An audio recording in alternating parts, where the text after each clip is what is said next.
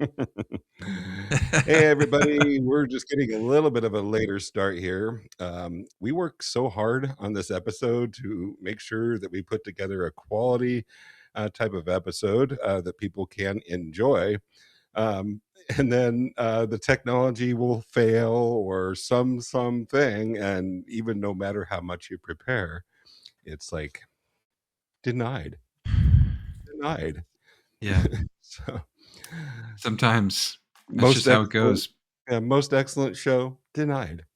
Okay, so we're gonna turn off this banner here that we had going because we're gonna go into our regular show, and we're about ready to start, folks. So you're seeing all of the good stuff about because we're doing like little pre-shows and we're like letting people in on that part. So you actually get to see like us going into the episode. So hope you enjoy that. Yes. I'm just making sure all of the check boxes are checked here. I think we're good. And let's see. And I will do the countdown and then lead us in.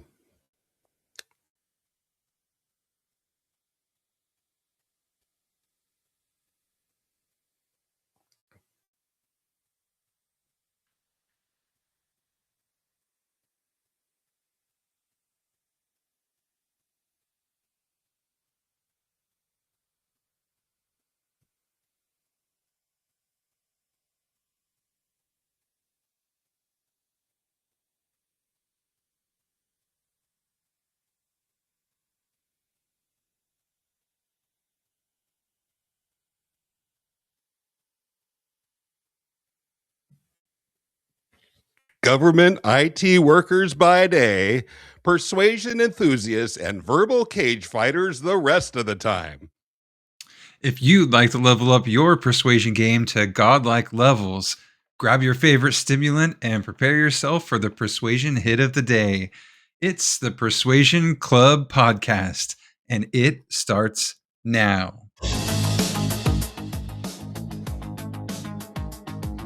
We made it, Steve. We are alive. Good evening, Kevin. How you doing? You know, we've been so busy getting ready for the show. I didn't even have time to do my hair, man. Oh, Whereas too many you things to always do. have nice hair. How do you pull that off, man?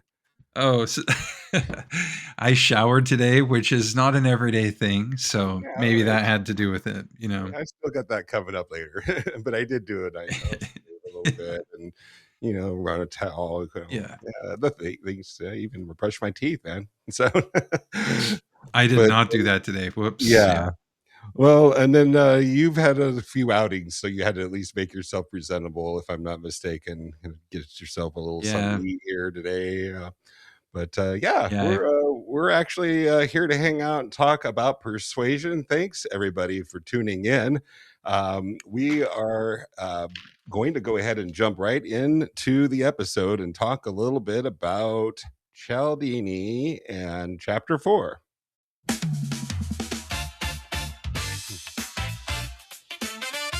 Chapter 4.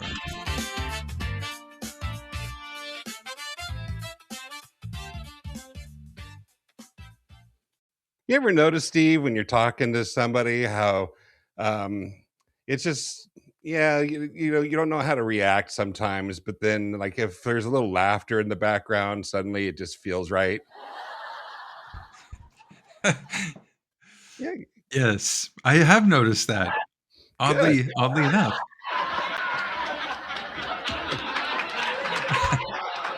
That was funny, Steve. That was freaking funny. That- Well, that's how we're leading in here with this Cialdini stuff today. The idea that we're discussing is a little bit kind of like groupthink. Have you ever been in a room full of people and you just didn't know quite how to read the room or what the vibe was, and so you just kind of look for your social cues from the others in the room? Um, yeah. that's that happens often than we realize. If you're paying attention to yourself, you'll kind of notice sometimes that you look to see how others are acting, and that happens a lot. And they know that that psychology works on people when it comes to television. So the shows that we watch, ones that we were just talking about earlier before the episode, is like MASH. What was the one Yeah. you mentioned, Steven? A few of the ones that have laugh tracks. The Big Bang Theory or Friends, Bang, big ones. Friends, yeah.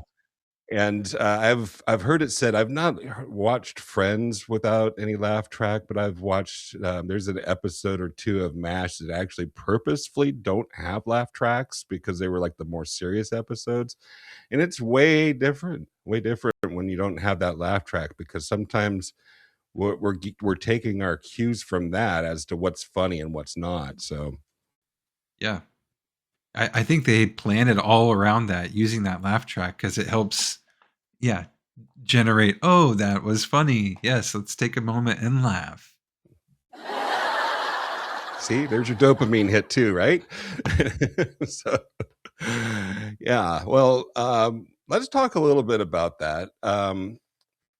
You know, I was looking at my screen here, and we had a little bit of a conversation before the episode about what is it that we were talking about tonight? Were we talking about these social cues and things like that, or are we talking about liking? Because the cliff notes that Grok gave me said that that's chapter 5, but I think that actually is chapter 4, isn't it? So Well, I I'll go with whatever notes that you have. I'm I think trying to we're think. gonna have I think we're gonna have like a mix in this episode where we kind of like do the Cialdini mixed special or something like that. So Yeah, the um mix sounds totally fine. so it's totally fine. Okay.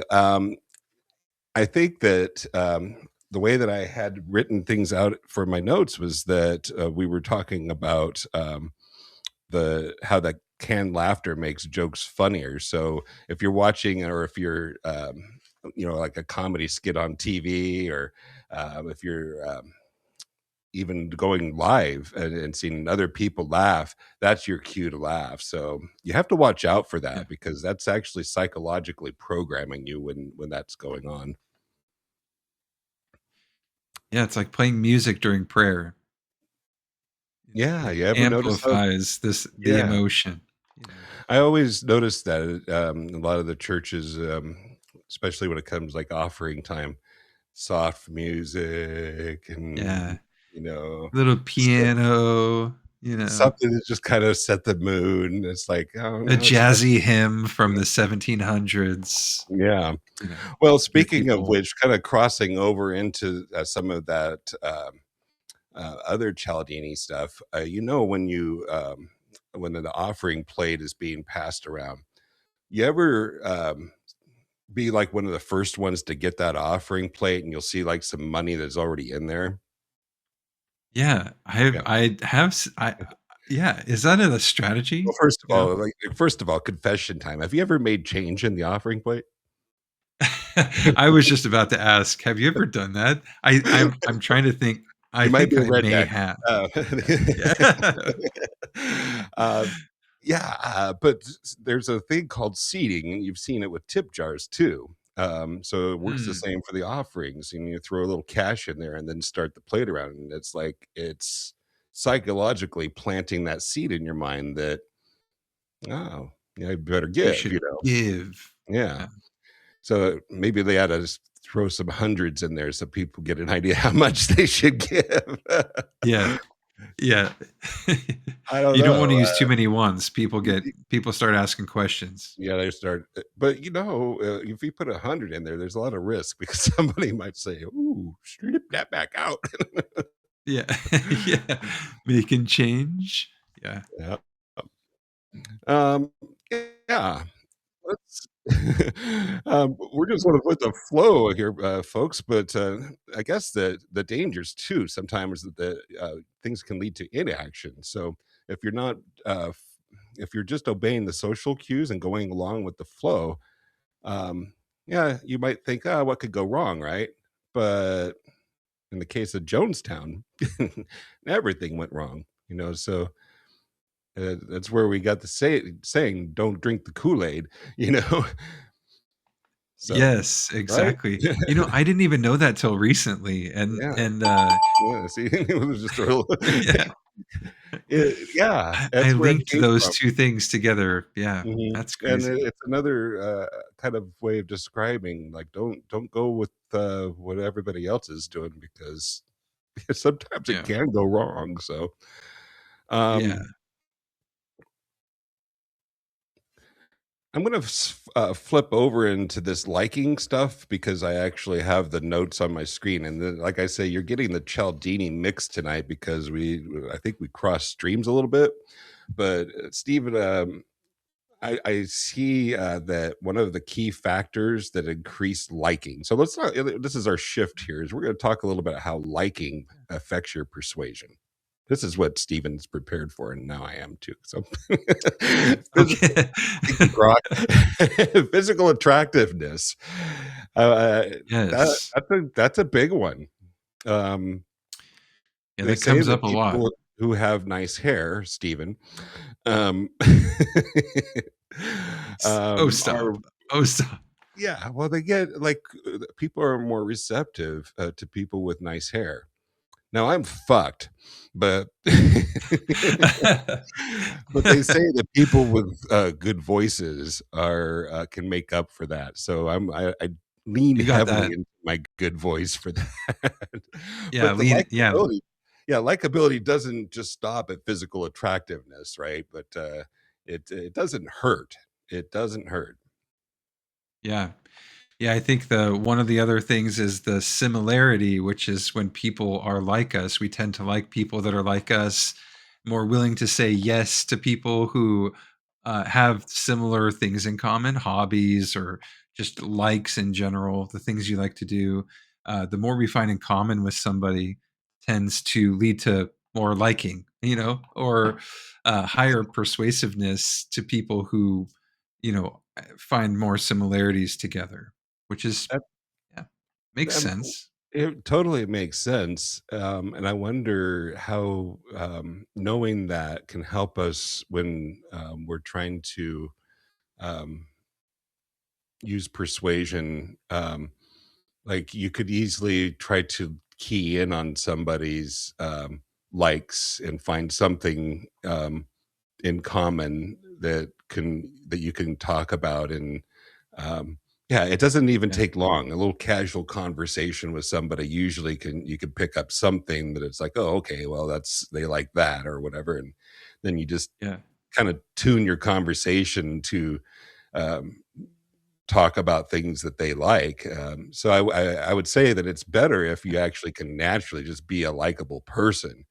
But if you're Yeah. not, like, if you're an asshole or something like that, then you can use these likability techniques. And Yeah, you could really use some help. yeah, Read this book. Yeah. right. That's kinda one of the keys to persuasion. It's probably not a good thing if your talent stack includes asshole.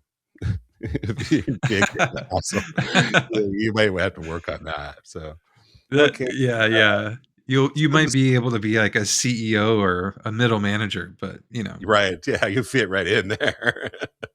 No pun intended, okay. Um, Similarity, you're right, that's an important piece, and then compliments and praise, it's Mm, even insincere, but like I say, it's better if you're sincere about it, works, people enjoy hearing, good things about themselves, all the yeah. time. Yeah, I know I Good do. job. Yeah, Well done. mhm. You rock. You rock, yeah. Your Just hair any kind looks of good. your hair looks good, Steven. Yeah, man. It's Yeah. we go, man. I'm gonna be so conscious about my hair now. Right in the club, Steven. No, it looks Uh, good on you. yeah, Nothing to worry about. thank you. Well, I'll lose a little weight and shave my head bald, and then I'll be Captain Picard or Scott Yeah. Adams. Oh, great, great examples. Lose all the facial Those hair. guys looked great. Yeah. Yeah. So we talked about similarity, compliments, and praise. Did you have any others to add to the list of things? Uh, I had one called increased familiarity, which is Yeah. like mutual and successful cooperation. Like we have Yeah. a similar goal, let's Yeah. cooperate. If people, um, I think if I understand what you're saying there, that concept would be like if people, the more people get familiar with you, that increases your liking. So spend time with people, um, go out to Oh, coffee, true. develop and Yes. nurture those relationships, could certainly help, you know, make you more likable. It's hard to be likable if you don't Yeah. spend time with people. Yeah. There was an Um, example that was, like, kind of a negative one, but he had used that was, they found that, like, the more you expose someone to a message, the more likely they are to believe it, and that can also be used, to that's repetition. a negative tone, so you gotta be careful, but yeah, increase that familiarity with the message, and people start to believe it's true even if it's not, so that one's powerful. Absolutely. I think one of the other ones that I saw had to do with association. So, the way Yes. that people like, other people that are linked to positive things. And it's really kind of interesting because I think that the example, and this I actually remember in the Cialdini book, was that people would be more likely to believe something were true if it were said by somebody important. And so, in the example, I think that they said, told people something, and there was a certain amount of people that would just believe whatever it was that they were told right there, but that was X number. Then they said that George Clooney said this Yeah. thing. Yeah. Yeah. Suddenly the number of people that received that, believed it, and embraced it went way up because there's that association with somebody familiar that you like. And they even did the test, I think, with Emma Watson, same results, so it has something to do where Yeah. people are more receptive to those that are familiar. So, in the Yeah. associations it makes. So you know, it's kind of like 4 out of 5 dentists, right? Oh shit, 4 out of 5 dentists can't be wrong. Oh, it makes Yeah. me wonder what went on with that fit dentist. Or, Why was he giving to all charity. what? Or like, when you give to charity saying, "Oh, we donated such and such to charity." It's like you're linking yourself to something Yeah, positive, yeah. uh, but that happens a lot, which Mhm. can be also like a really nice thing that people think, there's a lot of companies out there trying to get into people's goodwill by doing positive things. So it is good to have charities set up, and then that makes that available for a corporation or a company to be able to give to that kind of cause. So Yeah, I have my own charity. that happens a lot. Yeah. Yeah. It's the Save the Kevin Foundation. Or if you're familiar with, the Human, Fund, if you're a Seinfeld fan. Money for People, I think it was, is a big, thing that, George, Costanza made up to give, yeah, he was giving donations have been made in your name to the Human Fund instead of gifts. So it was just like a bullshit charity. Okay, well, I think there might have been one other thing I see. Working together and cooperation is another thing that fosters liking. So if you ever like watch an episode of Star Trek or something like that, these two characters in the episode just really hate each other, just can't stand each other, and just you know at each other notes and stuff like that. And then they go through some. crazy situation, where they have to cooperate, they have to work together. There's no way we're going to live unless we just join together and we join forces. And then, sure enough, we get through it, and damn, now we're friends. So Yeah, yeah. uh, that might be the extreme example, but you know, um, that illustrates the how that kind of cooperation, maybe like you being a project manager, Stephen, I think would be a perfect example. 'Cause you need people to cooperate to get your work done. Yeah, we have a mutual goal, and I need to remind people that of all the time. And as long as we can link on that, as long as we agree on the mutual goal, we're Yeah. good. And I But think I that could, likability is probably a key thing in your talent stack if you're a project manager. I'm going to guess because people don't people don't like to work with, So yeah, that, it's good to remember what makes people motivated and happy and tend to be positive and also give their best foot forward, for any situation. Those kind of things do help out because, like, I really can't control people, but if I treat them well, if I'm nice, and if I, do my best to keep their best interest in my top priority, and I can show that, then they're more likely to cooperate and like do the job well after we've agreed on it. yeah, So it can be yep. tough, It's but it's really crucial, basically, to your work. So I can see where that's something that you're like, oh, I'm gonna, try to be a likable person so I can get people yeah. to work with me. Oh, exhausting, Doesn't man. always It's work, does exhausting. It's a lot of work and it doesn't always work. it? Shit. Well, that's our good Good transition now. timing. Get out of this particular segment and into the next one. So, we've tried for like 2 weeks now to talk about the straw man argument, and every time, like, okay, we got the technology working and we can run the video and stuff like that, and then it doesn't work. And so we've never really actually been able to do it, but this time technology will not get me down. So Is it gonna work this it's time? I gonna hope work this so. time. And the key is that you download the damn videos straight to your computer so that you're not trying to access them on the internet. And if anybody's ever tried to do that with any of Rumble, X, YouTube, whatever, downloading videos is hard to do. Um, but you're not going to get me down. So, the example for straw man that we had actually came from an episode of Friends. So, as you mentioned earlier, Friends with a laugh track. Ooh, How you get to even hear yes. it, and it's we'll talk a little bit about it later on, and then we'll do another video here. But let's start with this one. So, see if this Yeah. is going to work.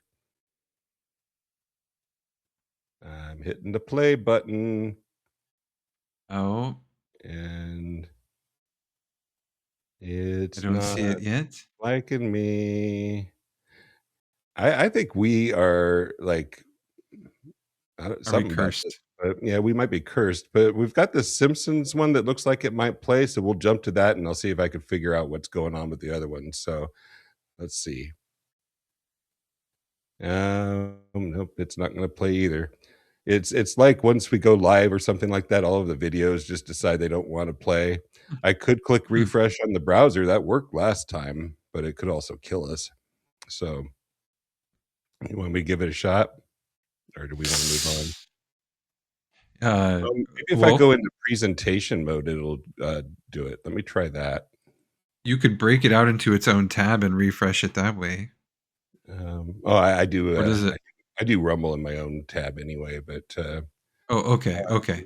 yeah, it's just like all of a sudden the videos are locked up, and it's like, oh, we don't want to play anymore. So that thing you wanted to do. Good luck. So I wouldn't mind if we passed on this right now and moved on to some other stuff, just so Okay. that we don't mess up our feed, and then we can see how we do with that. So what we'll do now is we'll go ahead and move to our favorite segment of the show. It's trivia time.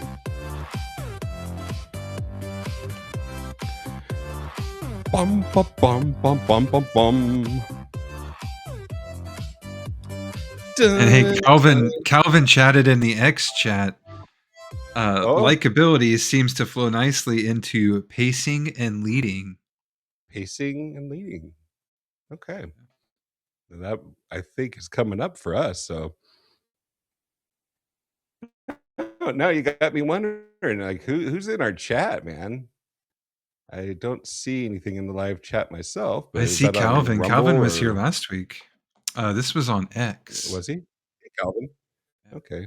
Yeah. Well, it's not showing for me at the moment, but everything with Rumble Studio today is kind of misbehaving, just like always. So those Rumble guys really need to get their act together.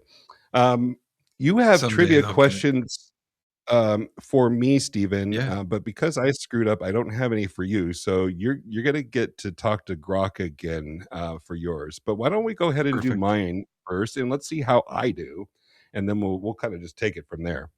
So Okay. persuasion trivia. Here we go. All So you right, want me to it's my turn to ask questions, right? ask me. Yeah. Okay. So in the chapter about liking, who was the best car salesman in the world per the book? I don't really remember his name. The name that comes to mind for me actually is a guy named Carl Sewell. And if you've never heard of Carl Sewell, there's a book where he talks about the way that you sell cars, and it's magnificent. It's like you read it, and it feels like Huh. the book is one of the only books that I actually go out and buy people that I like. So I guess you're probably getting a copy here soon, Stephen, because or Oh, people like that's if very I kind have of a you. team of people, and it's funny because I haven't done so with my own team at work. But it's like the ultimate customer service book, and I can't remember the name of it right now, but I'll put Cool. it in the show notes afterwards and post those live for people. But I'm sorry, I got on a rant. You've got the No, that's the answer to cool. that question for me is I don't know. So Oh, his name is Joe Gerard. Joe That's Girard. who the I should have story remembered. talked about. Yeah. All right. No, it was crazy. It was interesting that how much they talked about the car salesman stuff. So that book that you uh, are talking about would be interesting to read. And customer service is the core of everything, or it should be. So Oh, I remember the name of the book now. It's called Customers for Life by Carl Sewell. And it's I'll write that down. yeah, and it's I think it's a Cadillac dealership that he ran for years and years, and I think it's just passed through into to the family. And his the way that he does service, customer service, is he does everything that he can to trim all of the wait time, all of the frustration time, all of the stuff, all the inconveniences. So, like, if you need to have your car worked on and you can't take your car to the dealership, they'll come and get it for you, and they'll make sure you get a ride to work or go help you get your groceries. They do everything they can so that you just feel Yeah. like you're getting the red carpet treatment. And even though it costs a little bit more money to do it, the number of repeat sales increased by fivefold. So instead of people coming and buying one Cadillac from them over their lifetime, they bought 5 Cadillacs from them, that kind of thing. So Dang, it is a really good dang. read, and I strongly recommend it. I will stick it in the show notes later on for folks to see. So, but yeah, Thanks for so sharing. That's really yeah, you cool. bet. We're doing trivia though, so, so I take us off Okay. topic all the time. Go ahead. Okay. What's it called when you make friends to influence people? Well, that's the name of a really good book almost there, How to Win Friends and Influence People. I what do they call it when you What make was it? It was friends to referred influence to. people. It was referred to as something. 2 words. Yeah, read the whole question to me again just to make sure I got it right. Or like, so what is it called when you make friends to influence people?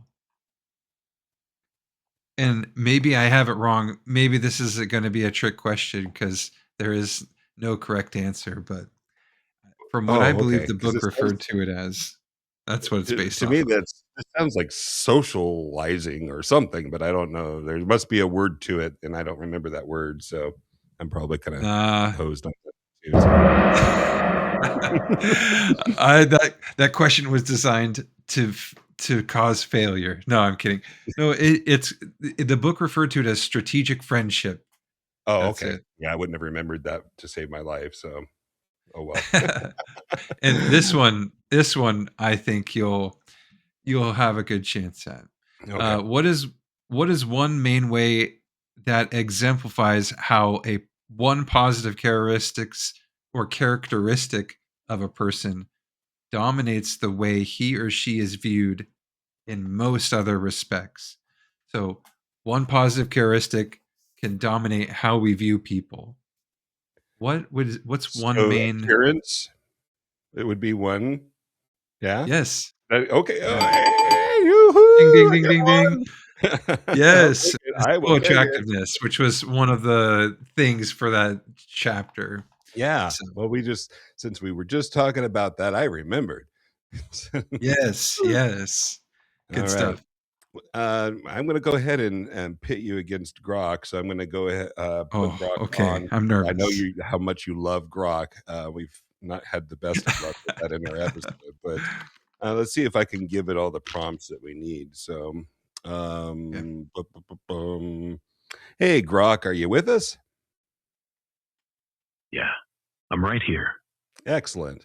Well, Steven's questions are due for the trivia, and I would like you to come up with 3 questions with regards to Cialdini's topic of liking and make them either multiple choice or true false and ask them one at a time and do not respond to him until I tell you to. Got that? Got it. All right. Go. First question. True or false? The ancient Chaldean civilization was renowned for developing the earliest system of positional notation in mathematics. Is that a real question, Stephen? It really sounds kind of weird. That sounds like a question about the history of the earth. Yeah. And We're talking about Cialdini's book Influence. Right. What about it? Well, we would like you to ask trivia questions related to the liking chapter of Influence. First up, true or false? In the Old Norse tongue, the word Viking means a pirate. Let's do not international trivia tonight. It's weird how Grok all of a sudden goes into national trivia, international trivia mode. So, All right. Local flavor it is. True or false? Chaldeans invented the zodiac. okay, do you know who Robert Cialdini is? Checking who Robert Chaldean is. Robert Chaldean doesn't ring any bells as a notable figure. Yeah. No prominent person. He wrote the book Influence, Robert Cialdini, and we're asking you to come up with trivia questions from the chapter about liking. True or false? Physical attractiveness is one of the 6 factors that lead people to like you, according to Cialdini. true. He says true. Correct. Second one, multiple choice. Which of the following is not a major principle that increases liking per Cialdini? A, similarity. B, complement. C, authority. D, reciprocity. I think that D option was reciprocity, but don't give any Yeah. answers yet, Grok. Let Steven answer. Okay. I would say if Authority I is can not choose about more than like one. it's about authority. Yeah. Reciprocity is separate. Is that what you were going to say, Steven? Authority? I was going to say C and D, at least authority for sure. But Cialdini does talk about authority, but authority isn't one of the 6 principles of liking. That's the point. The 6 are reciprocity, consistency, social proof, okay, so liking, reciprocity authority, is okay. scarcity. Oh, Wait, did I okay. just wait? Well, No, we're going to ask hold you on. to do Wait. question 3 now, Grok, and don't answer until I tell you to. Damn it. All right. Got it. Question 3. Give it to him. True or false? When it comes to liking, we like people who are similar to us is one of the quickest ways to build rapport. True, I would say. He says true. You got that, Grok? He said true. I think I pissed Grok off because he's not going to answer me now. Grok, you can speak now. Yeah, we got rid of Grok. That's all right with me. I know that the answer, you got it. So, Steven, you Hey, totally Grok took it easy on me win tonight. the scene. Yeah. Oh, Steven. man. We will get the trivia stuff more figured out and smoothed out as we go along here. I have trivia questions that are not from what we talked about tonight if you want them, but yeah, I don't know. So You can try, but no, maybe I'll get them just from lucky wild guessing. But yeah, that's okay. We'll thank you go for ahead and move adjusting on. and talking about liking. Totally. So we are going to go into now a new segment of the show as soon as I get the music queued up for this, because I totally came up with music for this.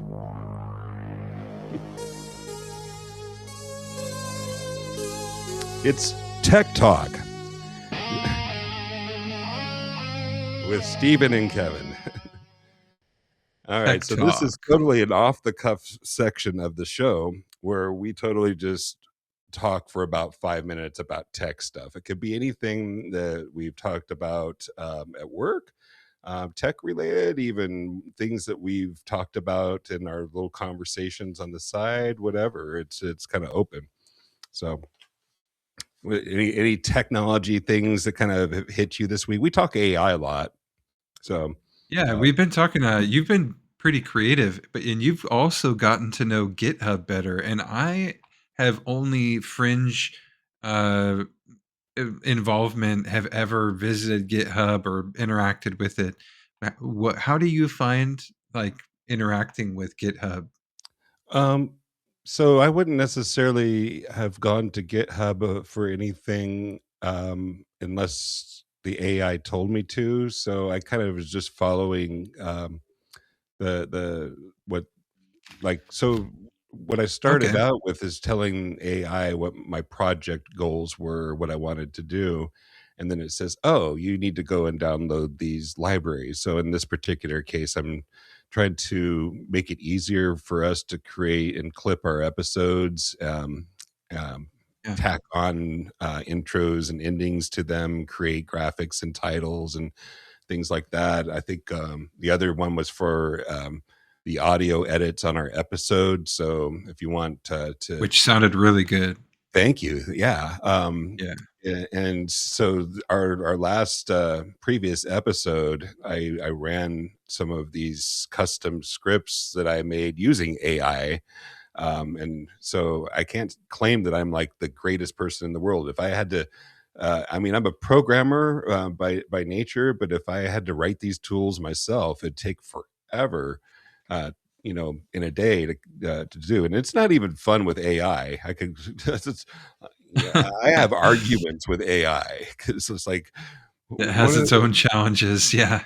Well, okay, here we go. I'll tell you how this works. So you're working with the AI and it says, oh yeah, this is the code to do exactly what you want to do, and so then you do it and plug it in there and it gives you an error, and then you report this. Oh yeah, well that error is because this kind of thing, and this is really how you're supposed to do it.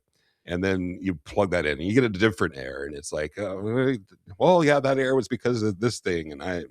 And so finally I got to the point yesterday. It's like, AI, whatever the right thing is to do, just do that first. Right? Like, don't come back and say, oh, well, but the right way. Just do it now, because I don't have time to, and it's a lot of trial and error.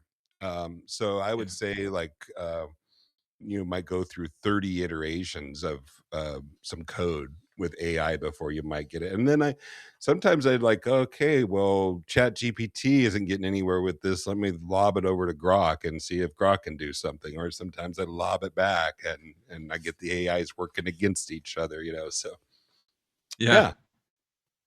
Yeah. No, that's a very creative use of AI. So it's been very interesting hearing you share about it. Totally. So like the processing on that episode, I think normally, well, you spent some time editing one of our episodes, and then I've done a couple too, I used Gold Wave. I can't remember what you said you used, but Audacity for me. Yeah, that's a good program too. But even with those tools, it can be a bit of time to edit down an episode and get it where you want it. So yeah. And this thing just, wow. After it got done, it almost was a beautiful episode without anything extra. So that was so nice. It blended everything together. All the audio was like leveled out really well. So whatever you built. Yeah. Well, thanks. Did a great job. I have to give credit for the AI on that. So, well, has there been anything that you've hit in the tech world lately, in the job or otherwise, that have just been like frustrating or really cool or anything like that? I wish more cool. There was recently like a CES event that they always like reveal a bunch of cool tech stuff that I totally missed. For me, I'm just more of like, not to cause drama or be too negative, but I'm noticing that a lot of subscription prices continue to like increase. So like for technology stuff, a lot of our things, like I personally subscribe to Microsoft 365, like personal. So I have access. Time. What? Oh yeah, it went up from $100 a year to like 150, which is like, or like, that's a huge jump out of nowhere, which makes me like reconsider even having that subscription. Like, is it really worth that much? Like, it's kind of a lot to begin with, and then they bumped it up another 50%. Yeah, So, I'll tell you what. So speaking of, and this is like a lot of kind of hit at once, but I still have like Windows 10, I think, or was it 11? yeah, 10. 10 is, 10 is they're the one pushing that's everybody to 11. Yeah, that's right. Yeah, 10. Anyway, I need to move my laptop from 10 to something, and I'm seriously considering a Linux distribution of some kind. And that new machine, or that used machine that I got from Connor the other day, I've already wiped that and put Linux or Ubuntu on there. So is it working pretty well? It's working pretty good. It's got a bit of a noise to it. I gotta get. So I don't have it on and usable right now because it would be making a loud enough noise. It would bug us for the like podcast. a bad noise, or just like it has a lot of heat. It's a fan. A fan. Okay. Going, right? Nobody wants that going on. Just imagine somebody just sticking a needle in your ear all day long, just scratching a chalkboard. Like, yeah. Well, this segment was only supposed to be about 5 minutes, and I just kind of thought it would be fun to throw in there because we are IT guys. We're tech nerds. We talk technology. I like that a lot. All the time, and so it can be like a nice little 5-minute segment for us to kind of chit chat, and then we can go into more detail in the after show. So that's great. Yeah. for sure. And then another little segment that I threw into tonight's show, and I don't expect Steven to know all this stuff because I just literally threw it in there. So it's just more you get to do the reaction for us tonight if you want to do Cool. that or how Yeah, you feel let's about see that. it. Yeah. Well, Yeah. so life hacks. There's different things, and we have focused on some of like the reframes. So got the book reframe there on the back there, and hey, I actually even have my own copy right here, Reframe Your Brain. And so Ooh. those reframes are good life hacks, and they're examples of life hacks that you can use.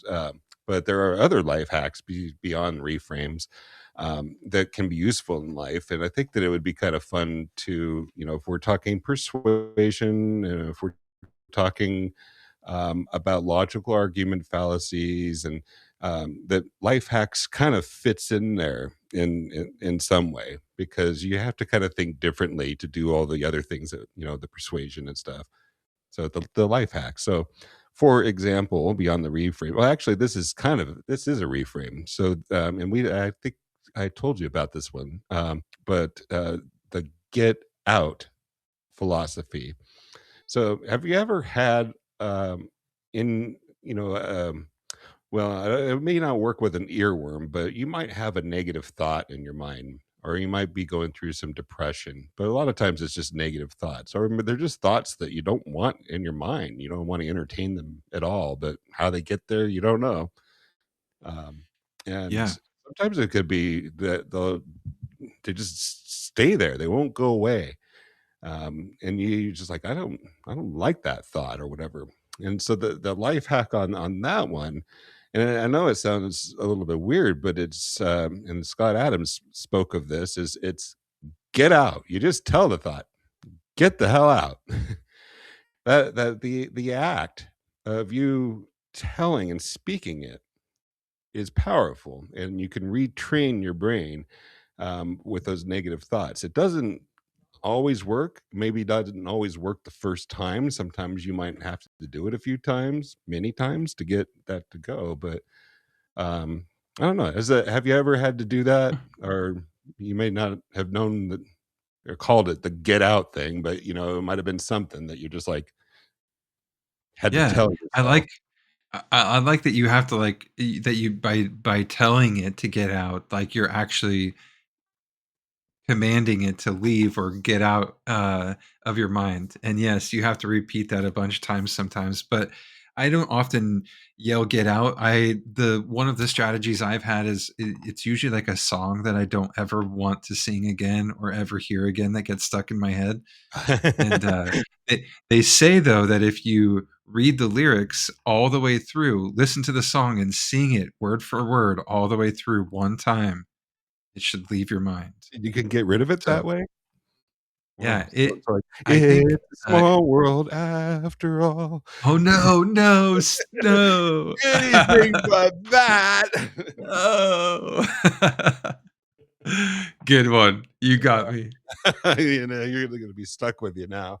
dude, forever, because there is no end to the lyrics on that song. It No, there's not. repeats forever. So that's one of the life hacks I was going to mention tonight, and I'm going to give you It's another great. one. It's wanting versus deciding. Have you ever wanted to do something?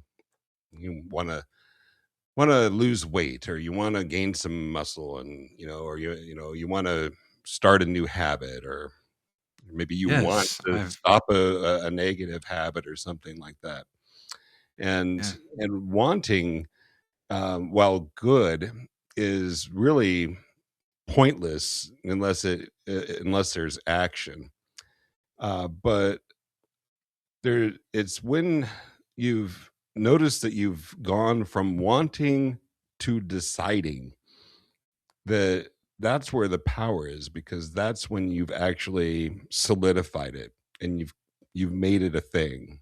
So as long as you're just wanting something, like I want to have um whatever it is. I always want money, but that's a bad example. But even like I would say maybe the podcast here was something that I wanted to do for a long time. And I had kind of toyed with the idea, but I hadn't really found any subject or content that made me passionate enough that I felt like doing, and making a commitment to that. But then when it finally hit, that this persuasion thing would work. I was, as a good podcast, I was like, I moved from wanting to do a podcast to deciding. Yeah, And yeah, thanks for coming that's along with great. the ride, Stephen, because it's been pretty cool actually. So, Yeah, it's been very um, cool. And yeah. yeah, I that was all I was going to say about that. In my best Forrest Gump voice, that's all I got to say about that. Uh, and we can then move on to our next topic. Our favorite part of the show is persuasion duels. The first rule of Persuasion Club is you talk about Persuasion Club. The second rule of Persuasion Club is you talk about Persuasion Club. You talk about it, man. No fooling around. Gotta. If you're watching this show tonight, you got to tell somebody about Persuasion Club. You got it? It's the rule. Third rule, if someone stops, concedes, or goes silent, the duel is over. We'll give you the gong if you do that. So you don't want to go silent. No you start going that ain't gonna work, right? So yeah, okay. Fourth rule, one persuasion battle at a time. We can't keep it going unless we got to do just one at a time, my friends.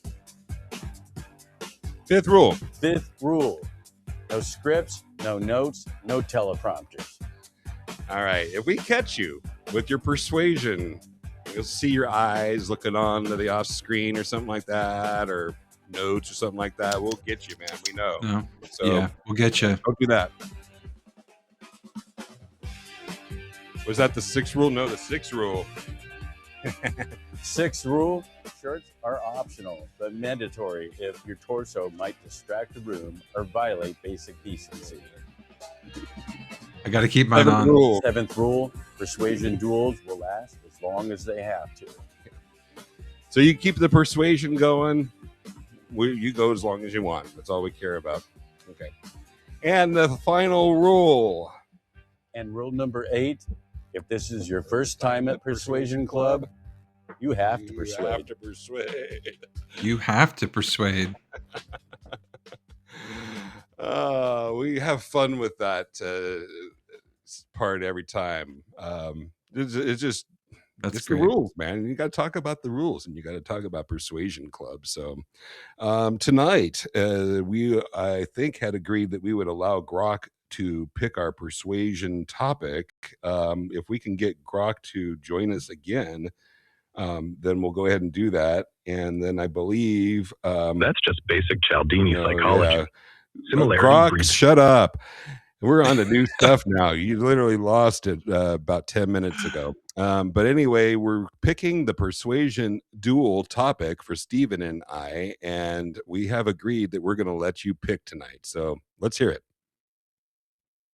All right, persuasion duel. Here's mine. Should influencers be legally required to disclose sponsorships on every post? Pick your sides.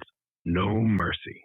Ooh, should influencers be have to put their sponsorship on all of their posts? Is that what it was, Grok? Yes, legally required to disclose if they're getting paid on every post. No fine print, no sneaky thumbs up emojis. Real disclosure. Okay. So now we're going to put you into a hold mode, Grok, where we do not want you to speak until we tell you to, because we're going to go ahead and battle this out. And we're going to ask you to listen to our battles here and then judge and let us know how we did. So can you just go into quiet, don't interrupt us mode for a few minutes? Got it. I'll listen. All right. Stephen, I'm going to let you pick which side of the argument you want to argue. I Shut up, For the Grok. disclosure. Shut up, Grok. For me, I think that Okay. it would be. Um, I would argue for the yes if I had to decide. Okay. And who went first last time? Do you remember? You might have gone first. But my memory can be a little shoddy. So Okay. Well, I feel like I went. I feel second, like, yeah, I feel like I went second. So I think I need to go you go first. first this time. Okay. So yeah. Hey, And you that's and you don't let said me you're stop going to you. argue. You said you're going to argue pro, right? Yeah, that they should legally disclose. Okay. I I'm I had to hit mute on Grok, so I'm unmuting and I'm just asking once again, Grok, do not talk until we are ready for you. I will tell you when we're ready for you to talk. Otherwise, just listen. Unmuted. Ready when you are. All right. I'm going to go ahead and go with a little bit of background music while we're doing this. So, my Good argument idea. for not disclosing sponsorships when putting out videos and audio social media stuff as an influencer is because frankly it's none of anybody's business what goes on behind the scenes. Do you tell Not anybody? disclosing. Yeah, shut up, Grok. Do you tell people everything about your personal life, what you're doing and who influences you and what you buy and stuff like that? No. So you wouldn't do that as an individual. Why would you do that as a person who's an influencer? Why would those people have special rules? I don't know. So I would say that that's my argument. Not much, but that's my argument. That's a good argument. I mean, that's a tough one. It's tough to argue anything. So I feel like that's a good. You had some valid points there. Especially off the cuff, right? But Yeah, no notes, no prompters. Yeah. Yep. All right, are you ready for the flip side? Okay. Yeah, I'll take a rip at it. I'll let you begin when you're ready. Okay. Listen, we're not all built the same. We don't all make the same decisions. A lot of people get swayed by what these influencers out there are saying. And that's why we call them influencers, because they tend to have an influence on people. Although you and me, maybe not. Maybe we see past like what they're doing and like what their product or what they're trying to sling. But a lot of people are swayed by these people and getting paid by a company to sling a product that they may not be using. They're not aware of like even the effects, the side effects. Sometimes if it's like a beauty product, it can have a lot of side effects. People can be allergic to a lot of things. And maybe these influencers aren't even using the product that they're having to, they're getting paid to sell. So I feel like just legally having to say that, yes, I'm getting paid to say this makes a lot of sense, because then it's being transparent that, hey, honestly, I'm doing it for the bag and take it or leave it. Now you know about this product. I'll leave. Why not say that I got paid? Doesn't hurt anybody, and people might make better decisions if they're like, oh yeah, this isn't that genuine. It's an ad. I don't know. That's just my 2 cents.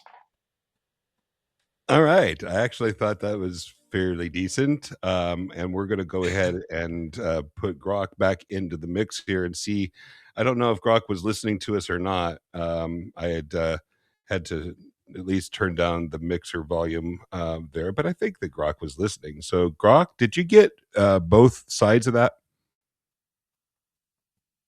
No, I had Pro side. Disclosure builds trust. People hate feeling lied to. One slip up and your follower count tanks harder than the Hindenburg. Plus, it protects kids and folks who actually think their favorite creator loves that shampoo. Con side, it's pointless. Smart people already sniff out sponsorships. And once you slap ad on everything, The feed looks like a CVS receipt. Creators lose authenticity, brands pay less. Suddenly, everyone's selling toothpaste, nobody buys. Okay, so Grok, the question was, did you actually hear Steven's persuasion and mine? Did you get it all? Yep. Okay. Every So word. you're the judge tonight. Please pick a winner. Steve wins it, barely. His Oh, die just has logic on it. If someone's paid to push a product, the audience has a right to know. The privacy argument doesn't stick. Nobody forced you to monetize your selfies. That said, could have used sharper punches, you know? cool. Well, why don't you dissect both Oh. arguments and give the good and the bad from both? I would love to hear it. All right, Steve, you were clear, straight up, no fluff. Good, you hammered the trust issue. And that FTC line, solid. Bad, sounded too rehearsed, like you read Wikipedia. Less robot, more punch. Your bro, he actually made me think. Good, that privacy angle works. Nobody likes Big Brother breathing down their feed. Bad, you didn't back it up. Why should influencers be special? Give me stats, not shrugs. Overall, Steve had structure. You had vibe. But vibe don't win duels. Well, he did because you picked him as the winner. So you had vibe, man. I meant the That argument was- had vibe, not you. Oh, You- okay. Well, you were relatable. That's a strength in persuasion. All Steve right. won because he sounded like he had data behind him, even if he didn't. All You right. sounded like your uncle. I sound like what? you sounded like Are we calling it he gave you some compliments. Yeah, I got a few compliments there. We're going Yeah, to give that you the was rest good. of the night off, Grok, and just thank you for joining us there. Thanks for Amazing, having me. Grok. Catch you Yeah. next time. Oh, sweetness. Okay, well, that's basically how the show runs. Our wrap up here, we're just going to let you know is that while we have some of our technical issues worked out, we could go back real quick and see if the straw man stuff yeah, that we were going to that's do our on the format. video. We do duel. And let me tune Grok out here because we don't want Grok over talking us here. But yeah, we were going to try to show everybody a couple of videos, and this thing did not want to work, but we can certainly give it one more try. All right. And so the Joey milk commercial. Yep. Not going to go. Not going to go. Thanks, Rumble Studio. Thanks a lot. And so we'll just skip that part for tonight, seeing as that didn't work, and we'll go ahead and call it good for the show. And this is the part of the show where I should have that end music all queued up, and I didn't have it. So I appreciate everybody tuning in. Any final words for folks before we call it a night? And just, be kind to people and be Don't be an likable. asshole. Yep. And Be thanks, likable. Kevin, for rolling with the changes tonight. Yeah. Oh man, that's going to be our theme song. Roll with the changes. Okay. So thanks so much, everybody. The after show is immediately following. Don't tune out. We're just going to kick back and have some fun and talk and see what we can get to work. So thanks, everybody, and have a great night. We'll catch you next week. Thank you. See you next week.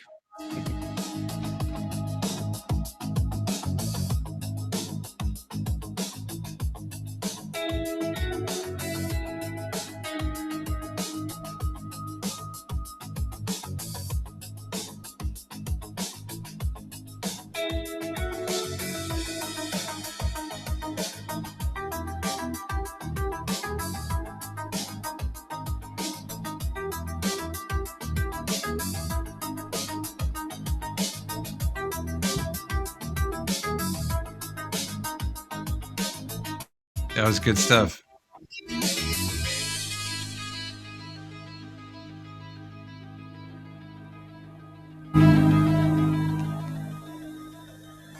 Good topics tonight. Yeah, not so bad. I am going to go ahead and do something here. So this is the after show. We're done. Thanks. We're done with the main show. Yeah. I'm gonna let my cat out. It's been like trying to claw at the door. I'll be right back. Yeah, you go do that. That's fine. I'm hoping that we can actually get some buttons here in Rumble Studio to let us do some stuff. I can probably at least get this going here. Okay. The cat So, is now out of the office. Cool. I like cats. They're gotta love those persuaders.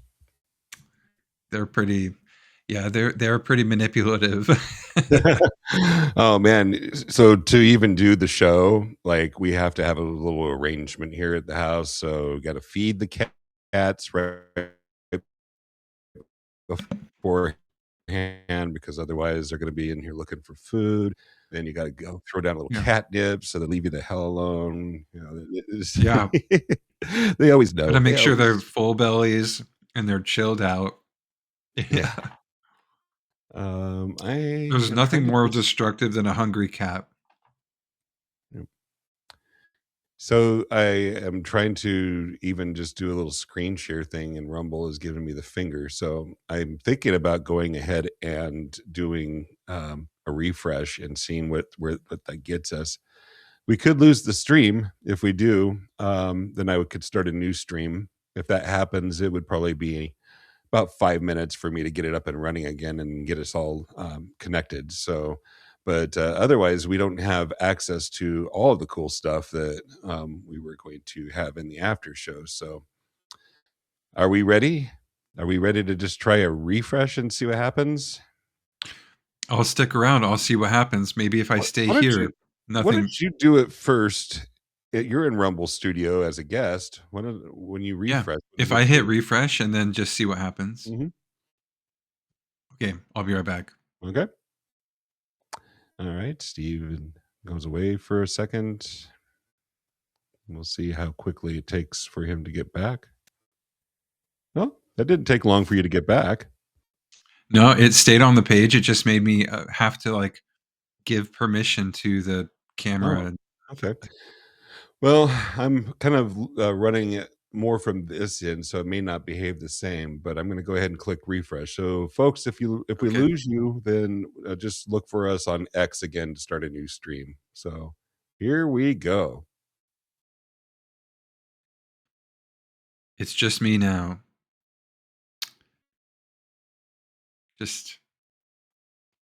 We'll see. Oh, I already see. They're back. Kevin's back. We flipped sides. Oh, we did that again. Yeah, you have to. Hey, no, who cares? It's good. That was quick. Nothing happened. Nothing bad happened.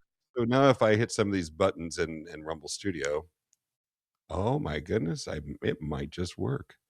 Is it working? Yeah. Let's try the videos that didn't work earlier. That'll give us something to do. Yeah. Okay, so video clips. This is Joey from Friends. It's gonna work. Welcome, everybody. Welcome to Amazing Discovery. Oh, it's on again. I can see it. Guys, please not watch this. Folks, this ever happened to you? You go to the refrigerator, get a nice glass of milk, but these darn cartons are so flinging hard to open. Well, you said it, Mike. There's got to be a better way. And there is, Kevin. Can you please turn this Because off? nobody can open milk, right? Kevin? There's a revolutionary new product that guarantees you'll never have to open up milk cartons again. Meet the Milkmaster 2000. The problem that never existed. Flinging right, I am. This is the first time he's never used this product before. You're going to see how Hear that easy laugh this is track? to do. Go ahead. Yeah.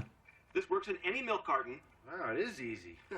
Now I can have milk every day. I can't watch this. Okay. Because otherwise, Different enough. We'll change it. Otherwise, you you would never have milk. Ah! Yeah. There's got to be a better way. Coach, when they're doing the spoof on those info commercials, it's like Yeah. they, and that's exactly what they do. They exaggerate problems. It's like nobody ever slips and falls 5,000 times, or whatever. Have you ever seen those?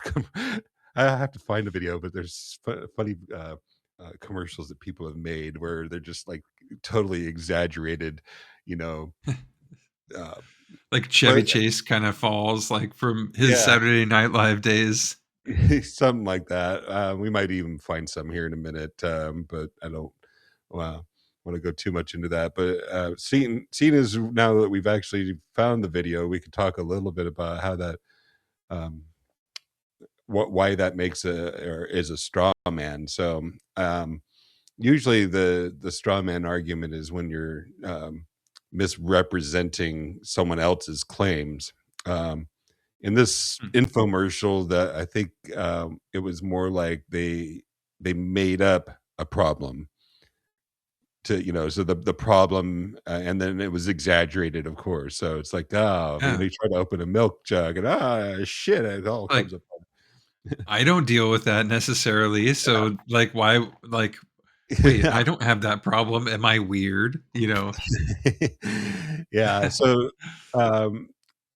this might be a weaker example of a straw man, because if we were doing a real straw man, we might be talking about something and you might say, well, I don't want to come into work tomorrow, which is kind of true, right? I mean, so far you're like, I'm following you, Kevin. Okay. Yeah. But then if I come back and I say, well, you just don't like to earn your keep. No, that's not what you said, right? You just said I didn't want to go to work tomorrow. Yeah. But I came through and I said, oh, you just don't want to, So that would be taking somebody else's argument and then flipping it and making, not what they said. So it's a little bit different than the Joey example. And maybe the Simpsons clip that we've got. I can go ahead and play this one now. Might be a little bit more, might illustrate it a little more. Logical fallacies in The Simpsons. Strawman. Definition. The strawman fallacy occurs when one misrepresents an argument so that it becomes easier to attack. Here's a small example. Harper distorts Jordan's argument to make it easier to attack. Jordan clarifies their original point, showing the importance of addressing the actual argument presented. Now that you understand this fallacy, let's put your knowledge to the test. Can you spot the fallacy in the clip? Products you could only imagine before. The SS Microwave. My crepes are done. The Doggy Doorman. Good evening, Rex. And Mobilier, the chandelier for your car. Hold on, I can't believe they invented it. Hello, everybody. I'm Troy McClure, star of such films as P is for Psycho and The President's Neck is Missing. But now I'm here to tell you about a remarkable new invention. Until now, this was the only way to get juice from an orange. Kind of like the milk. You mean there's a better way? But that's all changed, thanks to the juice loosener. Let's meet the inventor, Dr. Nick Riviera. Hello, Troy. Hi, everybody. Oh, my goodness. Hi, Dr. Nick. Troy, would you like a glass of orange juice? I sure would. But won't we have to pay those outrageous grocery store prices for something the farmer probably spit in? Not anymore. All thanks to the new juice loosener. Doctor, are you sure it's on? I can't hear a thing. It's whisper quiet.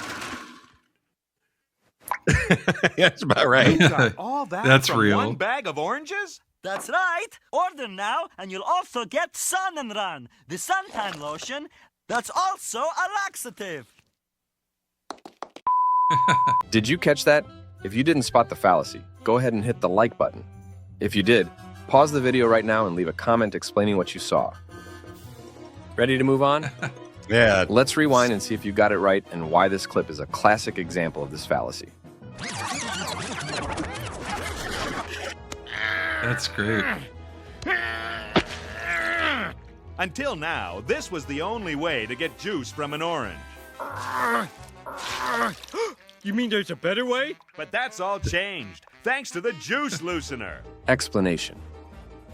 In this clip, Troy McClure demonstrates a rather odd method of squeezing juice to make it look bad and promote his preferred, possibly worse method. How can you avoid this fallacy? Troy McClure should accurately represent alternative methods of juicing to ensure viewers can make an informed decision based on realistic options rather than exaggerated, ineffective ones. Thanks for watching. If you have any suggestions on how I can improve, or if you spotted any other fallacies, please leave a comment below. Your feedback helps us all learn and grow together. Don't forget to like and subscribe for more videos like this.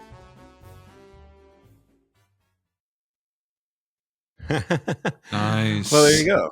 So we finally got it to work. It didn't work during the real part of the show, only in the after show, but there it is. You can clip that in later, you know. I might try to do that.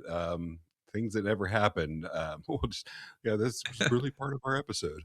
But, believe it or not. Yeah. Do we have anybody in the chat that wants to add in? And another thing we can do is I think we can invite others to join. We totally forgot about that.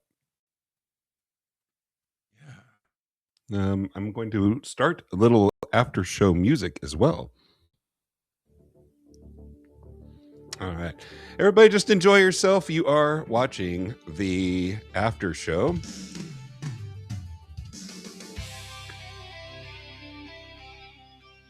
Beautiful music. Thank you. And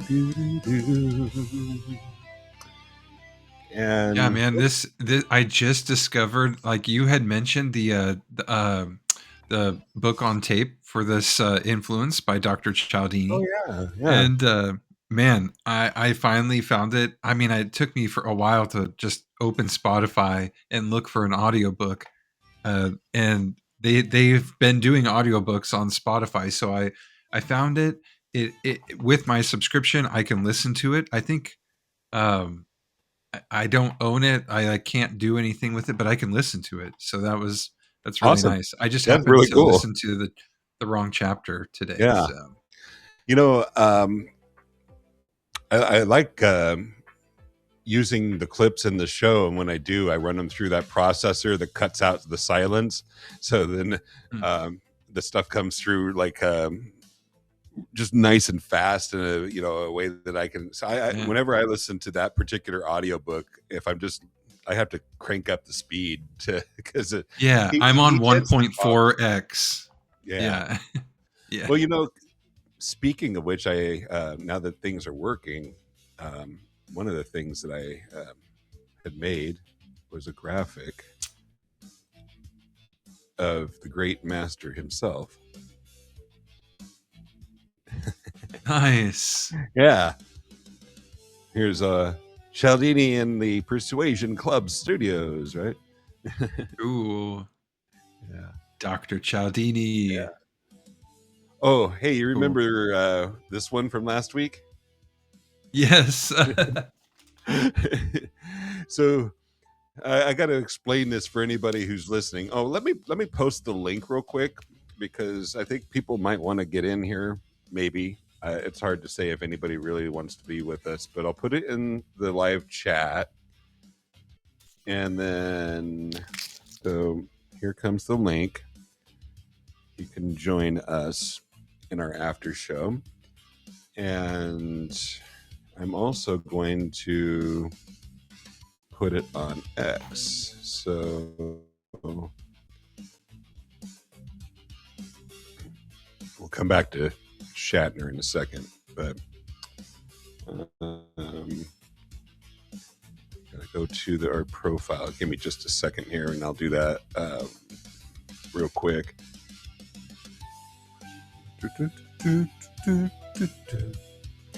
Any guesses on the song?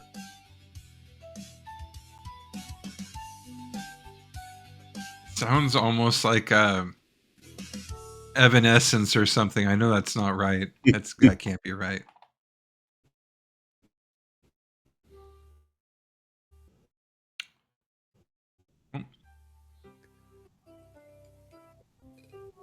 May have broken up. I'll give it away. It's there you Tears are. for Fears. No. Oh, Tears for Fears. Okay. I don't know if you heard. Yeah. Actually, it's amazing. They're still out rocking it. They Really? had some Coming up string with of like new concerts stuff or recently. Yeah. Actually, they did. They released a new album here recently. I haven't had a chance to check it out, but they're Nice. still around. All right, going to finally hit post here on X. Things are moving a little slowly in the browser. That's why it's taking me so long to post that link. Join the after show.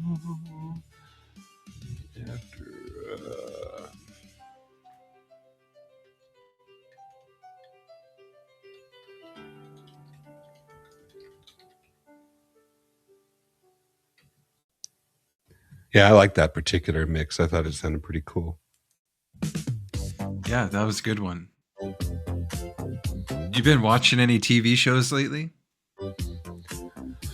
Oh, what have we been watching? We just went through the show Frasier again because we love Frasier. Nice. Yeah, but that's the thing that we tend to do is we wind up watching old shows. What else have we? Yeah. we Sometimes haven't those are watched the a lot of best. TV. Yeah. Oh, we're watching Star Trek. I don't know why my wife is doing this, but we're watching Enterprise and Voyager at the same time. So sometimes I'll come in the room and the Enterprise will be on, and then other times it's Voyager. So it's like Just depends on the day. I Depends on know, the right? mood. Then I have to get in the right timeline and try to remember where we're at. So Yeah. yeah. Okay. So I've got that link posted now. If anybody wants to go to the Persuasion Club channel on X, they're not called channels, our account or whatever. It's posted there, so you can join. Now I got to go and look and see if there's anybody hanging in there, because sometimes people will hang and then you don't know that they're in there. But I turned off the little thing for require approval. So if you get into the room and then turn on either your microphone or your video or both, then you should appear in the show. Okay. So now you got to try to guess what's this song? Who's this? It sounds like something like who did the like Devo? Was that like Devo or something? No. No, not Devo. But I think it would be hard to guess. And I don't know. I'm an '80s guy, so you may not even remember the song. But it's Enya. Oh, I like Enya. Yeah, Enya. Yeah, the Orinoco Flow is the name of the song. Okay. Yeah. I used to listen to Enya in high school, oddly enough. She was Really? like my pre-basketball game warm-up music was always Enya. So I had headphones. Like Okay. I had like the wrap behind your head headphones and would listen to Enya before basketball games. I don't know why.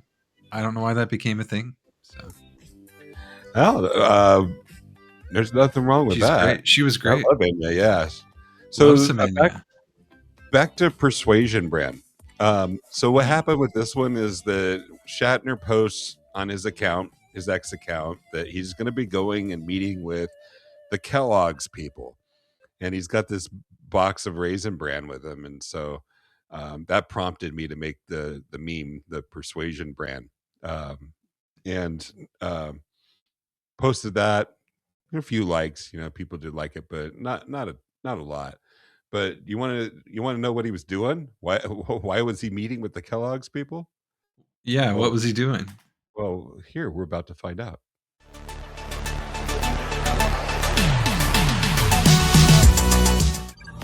Will Shadd here, bringing fiber to the masses with Kellogg's Raisin Bran.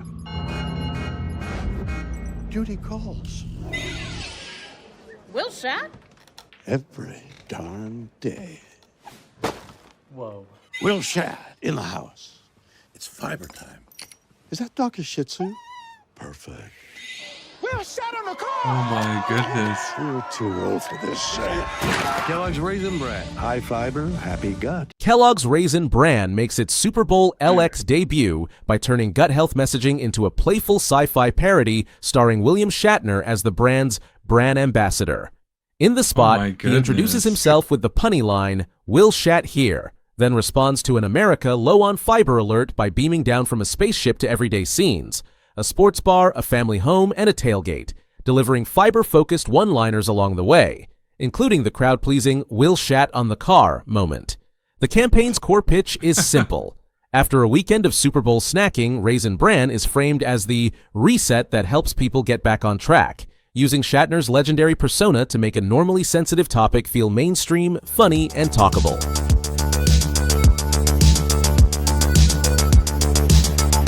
I like Will Shatner, I have to say. Back me up.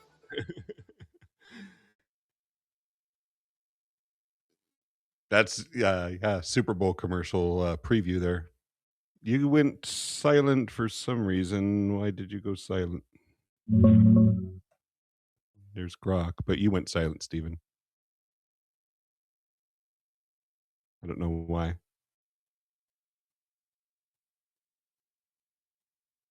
So you might do the refresh trick too, maybe, I guess. I don't know if you can hear me, but I cannot hear you anymore.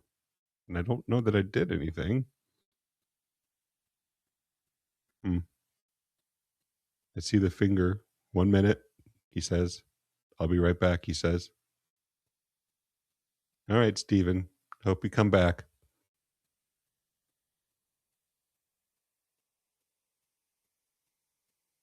I see. Hey, I can hear you now. Excellente. Everything seemed to have crashed for me for a second, so we're good. I think that the trick is refresh, and it doesn't seem to kill the stream or anything. That's awesome. So, yeah. So, what did you think of that Shatner thing, man? That's I can't believe it. That's like the. Did you remember like the Kmart like I ship my bed like commercial? Like I ship my pants. Yeah. I remember that. That reminds me a lot of that. That was really good. Reason, I don't know. It also reminds me about that time. It's like inmyunderwear.com. You know, there's like some fake thing called inmyunderwear.com. And you know, everything sounds better when you say in my underwear. I like to eat cereal in my underwear. Yeah. I don't know. I mean, that's not that's not far off. Yeah, it kind of sort of works. I'm going to look in the chat here to see if anybody is daring and bold enough to join us. I don't see anybody yet, but we're going to keep it going for a little bit anyway. Go ahead, start up. Yeah. Yet another song. Let's do this. See if you get this one.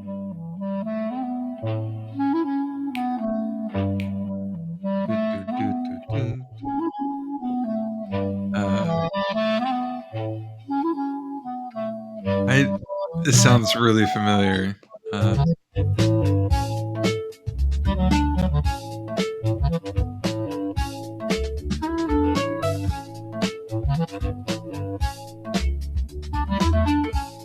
You're gonna say the title of the song, and I'm gonna know it. I'm gonna be disappointed. What song is this? I know it. I told you earlier, actually. I know, you told me. That's why I'm like, oh no, you're gonna say it. I'm gonna be like, yeah. No.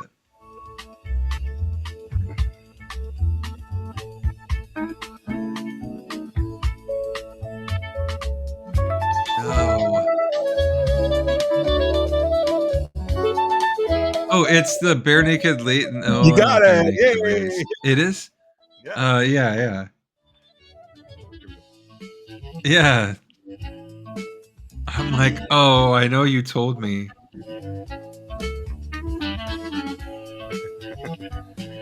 Okay. So I have up on the screen. Nice.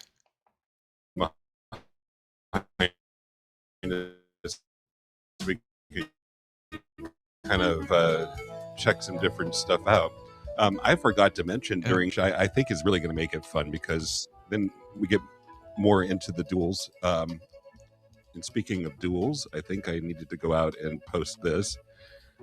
It's who had the better persuasion. We know what Grok's answer was, but for us, we will go ahead and let us know. Tell us. Oh. Who had the better persuasion tonight, folks? Just because One you second. picked even better doesn't mean you can pick him.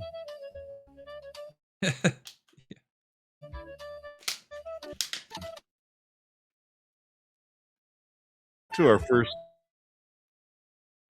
guest, it's this guy. Oh, Steve's going away. Well, Calvin, I think you were actually maybe the one that was listening to us earlier, but we're looking forward to having you on the show. I watched a couple of your videos. Oh, yeah, there's Steven. So I was mentioning our first guest next week on the show, and this is Calvin. Hey, Calvin. And he's basically just a guy like us. He doesn't have like a ton of followers or anything like that, but the videos that he posts, I have checked a couple of them out, and he's definitely got some game. So from the persuasion perspective, I imagine that he'll be teaching us a few things. So I'm looking forward to that. Cool. It's all loose here, Calvin, so you don't have to worry about you probably know more than we do about the topic, but that's the whole point of Persuasion Club, is for people to come as they are and get better. So all right, here's another song. See if you get this one. So and that's next week, right? So Calvin will be here on the show next week. Cool. Yeah. You can go follow him now. It's at Calvin McCollins, is what I read that as. So it's Calvin, and then MCOLLINS on Twitter. Nice. And then Stephen and I actually are going to be on a podcast, not ours. And I'm trying to remember how you say this guy's name, but it's this guy. So, go to his profile. Yaramuth. Oops. Yaramuth. And he does what I think almost a daily show or something like that. I know you've checked him out a bit. Yeah. If I remember correctly. And also kind of a loose format, just hang out. It's more of a full session, which I like. It's actually more my style than that's cool. Produced show.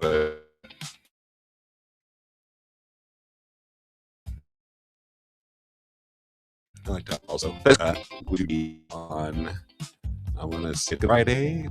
Be on, so it would be the 27th of February. Okay. We'll be hanging out there. So I was going to just take a quick trip through our X account real quick. This is good to kind of talk about some of the things that in the content that we're putting out there that maybe people don't realize, because we're such a small account that not everybody sees it. You get the song yet, Stephen? Oh my gosh, I haven't even been paying attention. No, I was just listening to what you were saying and bopping my head to the music. Let me see here. Nice.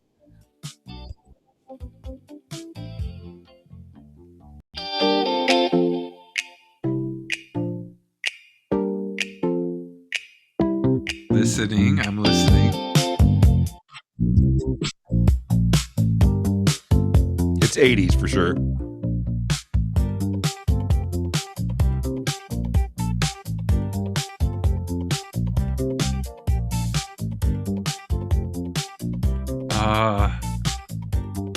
I know I'm not going to get this. It sounds You want a almost clue? like it could be a Michael Jackson song, but I'm not sure. I was going to try to get a Michael Jackson song for tonight and wasn't able to get that in time. I'll give you at least a clue as the artist and then see if you recognize the song. Duran Duran. Oh, okay. Is that are you? I don't know if you are familiar. I get Duran Duran, they didn't do Whip It. That was Devo, right? Duran Duran did like Hungry like a wolf. Yeah. Yes. Okay. That's their big one. But no, that song is called The Reflex. It's like I think their third studio album or something. One of my favorite songs. So yeah, I didn't expect you to get that one. I mean, I should know Duran Duran. Not gonna lie, but thank you. Yeah, you should. I'm trying to see. I would love to see them on tour. Every time.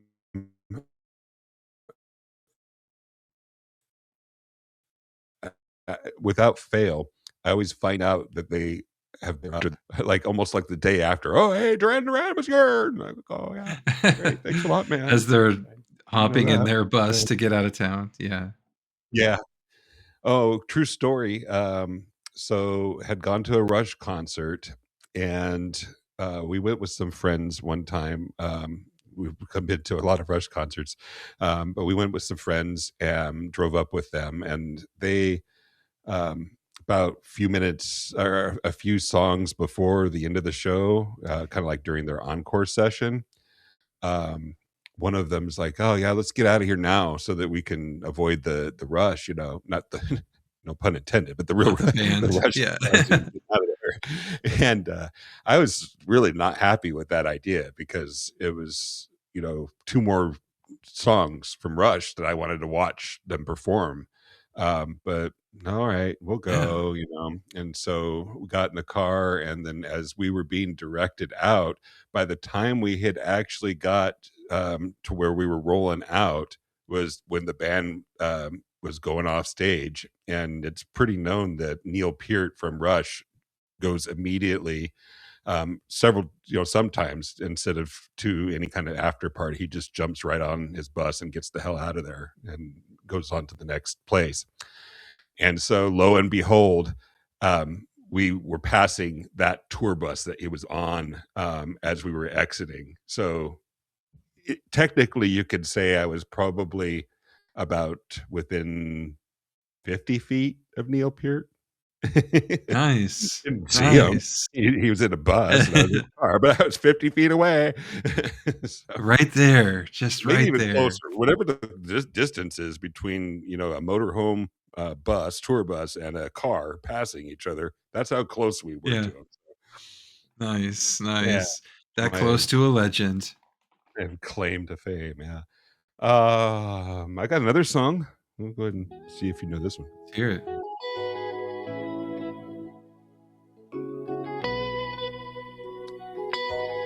And I'm scrolling through. Here's that work meme I made.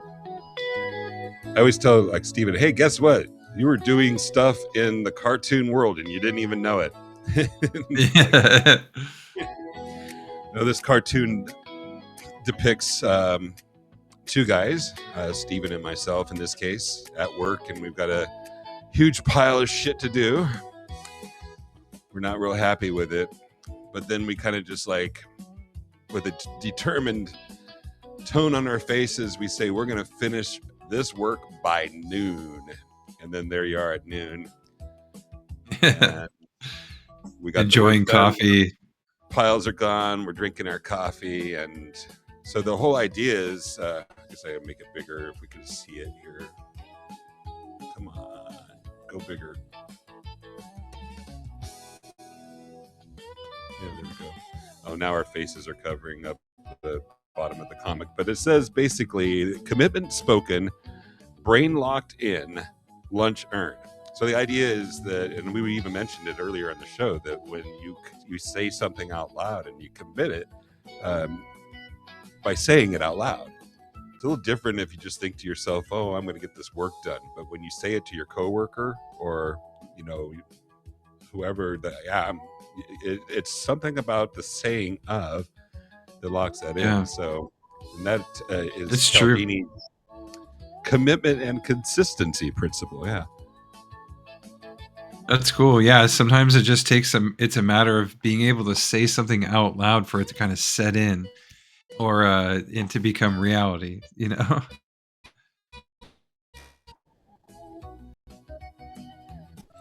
Yeah. Calvin I lost you for a said, second. Calvin Then chatted brought in the X chat, excited for next week.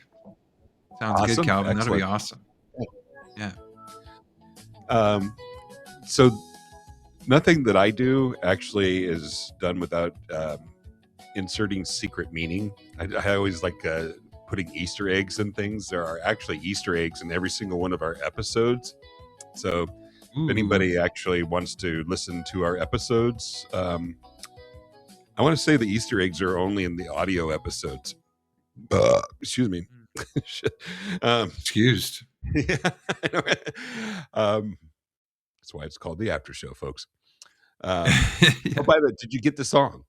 Did you get the song? The only thing I know I'm going to be wrong again. It's not CCR, is it? No. Am I way off? That's not a bad dang it. guess. That's not a bad guess, though. I could see where you would say that. Yeah. Who was that? What song was that?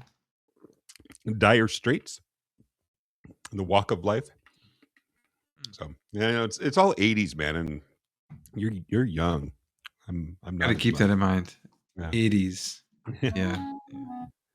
Here's another one you may or may not get, but it's also 80s. So, well, anyway, I'm gonna say listen to the audio versions of our episodes on Spotify, Apple, on all the places, and see if you can catch the Easter egg. And what I'll do is I will offer a $15 gift card, so a meal to McDonald's. To McDonald's, and we were talking McDonald's earlier. I'm sitting on a $15 gift card. I'll send it in the mail to the first person who can tell us one of our Easter eggs. Nice. Yeah.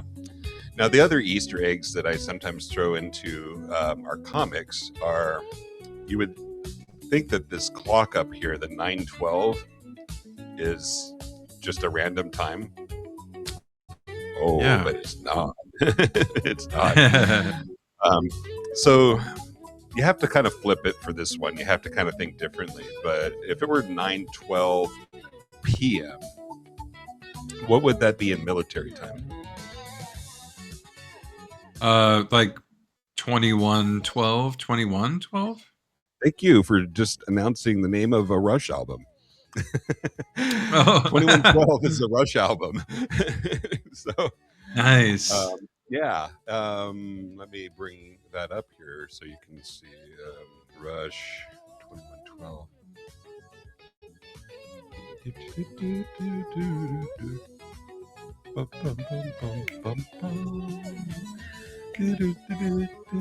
Yeah, so that's the album Rush 2112. Now here's a little secret for you. That 2112, I want to say, came out in 76, I think. It's an old album. Are we talking 50 years now? Okay.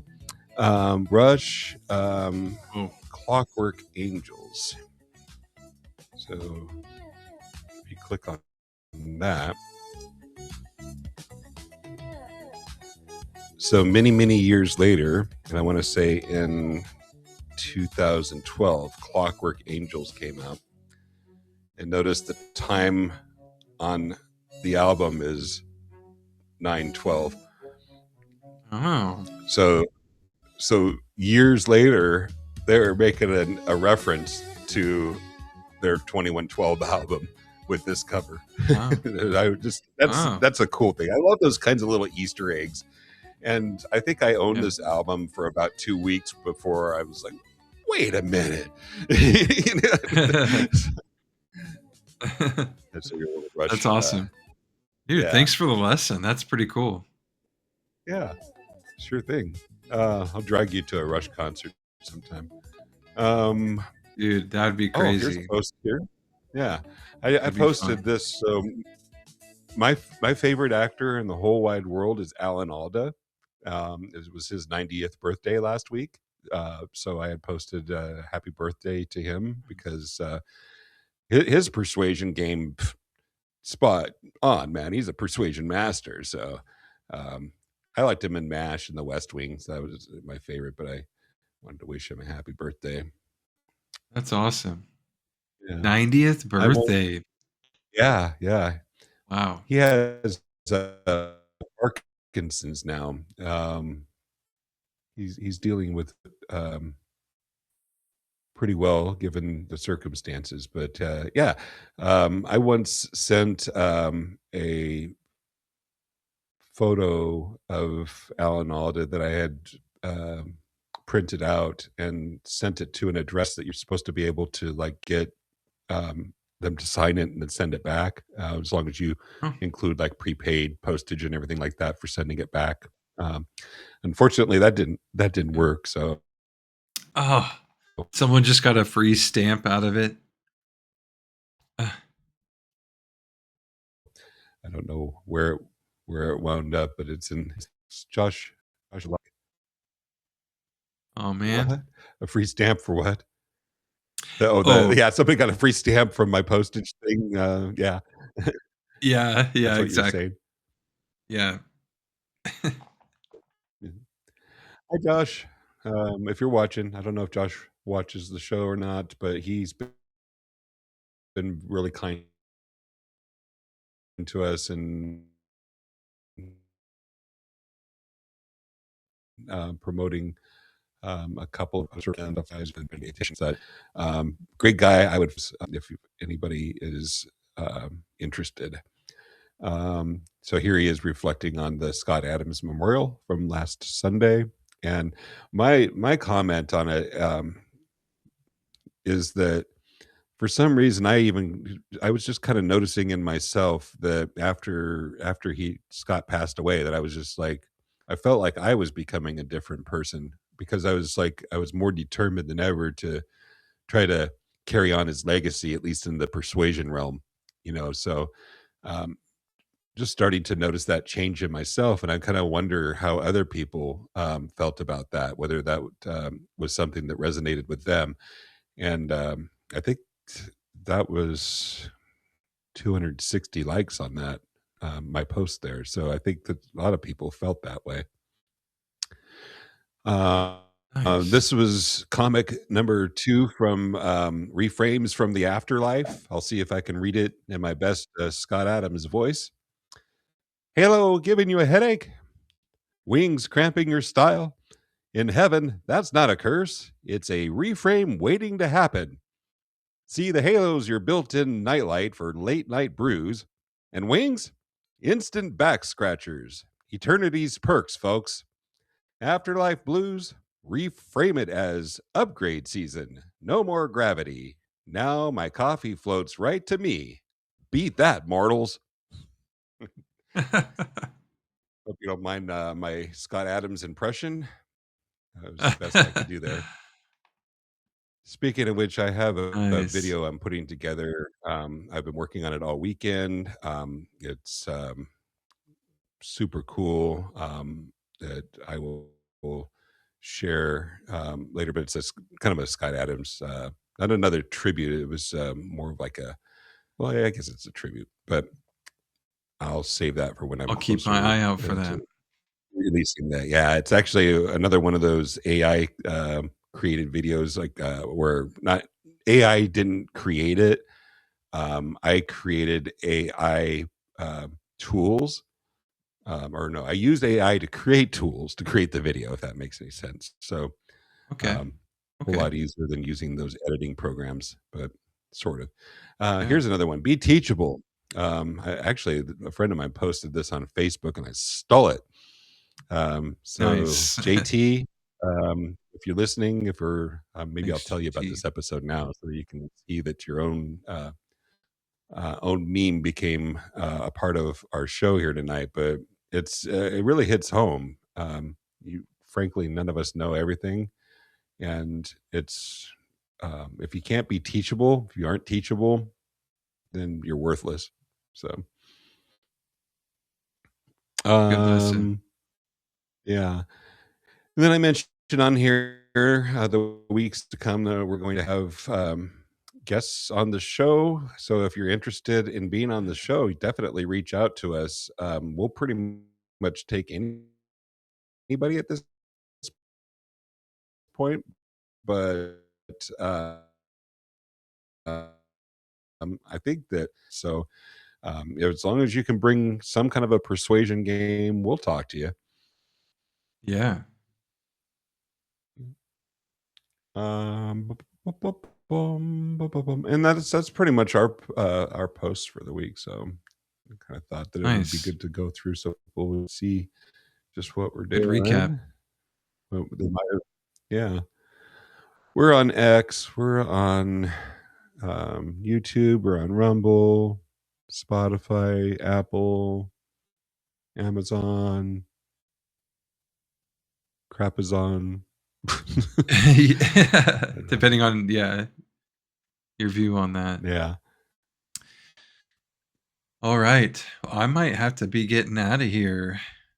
Yeah, it's basically I figured as much too, that we don't have folks in the chat that are hanging out, but they're just listening to us, and we've kind of talked ourselves through most of the stuff.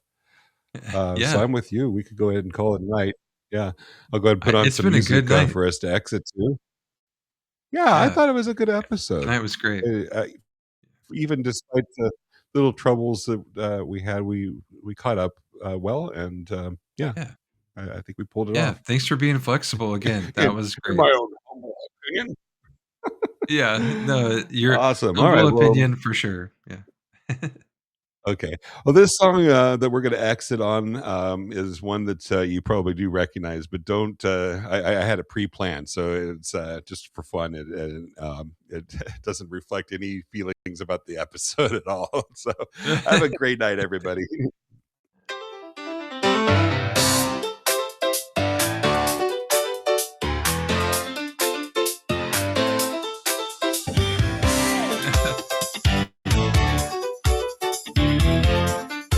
I feel like I might know this song.